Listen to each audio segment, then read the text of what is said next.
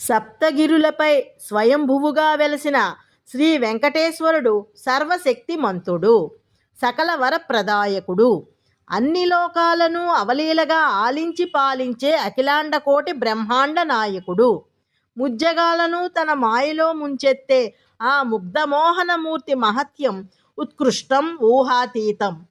కేవలం దర్శన భాగ్యం చేతనే తన ప్రియభక్తుల్లో దివ్యశక్తులను ప్రదీపింపజేసే ఆ పరంధాముడి రూప ప్రాభవాన్ని అణురేణు పరిపూర్ణమైన రూపము అంటూ పదకవితా పితామహుడు ప్రస్తుతిస్తున్నాడు. శేషాద్రి శిఖరంపై ప్రకాశించే ఆ శ్రీనివాసుడి విగ్రహం సాధారణ శిలాస్వరూపం కాదని నాటి అన్నమాచార్యుల నుంచి నేటి అశేష భక్త జనావళి వరకు అందరికీ అనుభవేక వేద్యమే. అలా ఏలుకొండల వాడిని ఎలనేని భక్తితో సేవించి ఆయన నుంచి ఎన్నో శక్తులను సంప్రాప్తించుకున్న తాళపాక వంశీయులు, తరిగొండ వెంగమాంబ వంటి భక్త పుంగవులు కోకొల్లలు.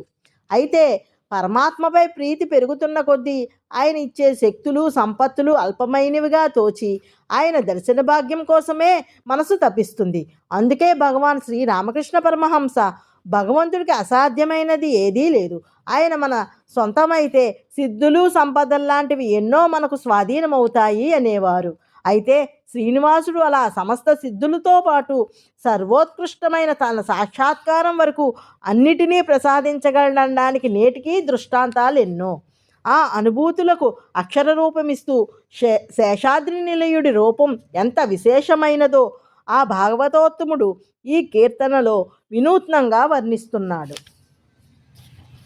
అణురేణు పరిపూర్ణమైన రూపము, అణిమాది సిరి అంజనాద్రి మీది రూపము, వేదాంత వేత్తలెల్ల వేదకేటి రూపము, ఆదినంత్యము లేని ఆ రూపము, పాదుగ యోగీంద్రులు భావించు రూపము, ఈ దశ నిధివో కోనేటి దరి రూపము, పాలజల నిధిలోన పవళించే రూపము, కాలపు సూర్య చంద్రాగ్నిగల రూపము, మేలిమి వైకుంఠాన మెరసిన రూపము, కీలైనదిదే శేషగిరి మీది రూపము,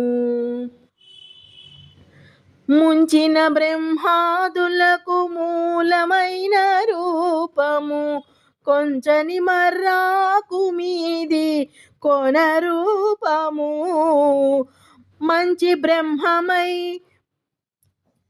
మంచి పరబ్రహ్మమై మమ్మునేలిన రూపము, ఎంచగ శ్రీ వెంకటాద్రి నిదే రూపము, అణురేణు పరిపూర్ణమైన రూపము, అణిమాది సిరి అంజనాద్రి మీది రూపము, అణురేణు పరిపూర్ణమైన రూపము.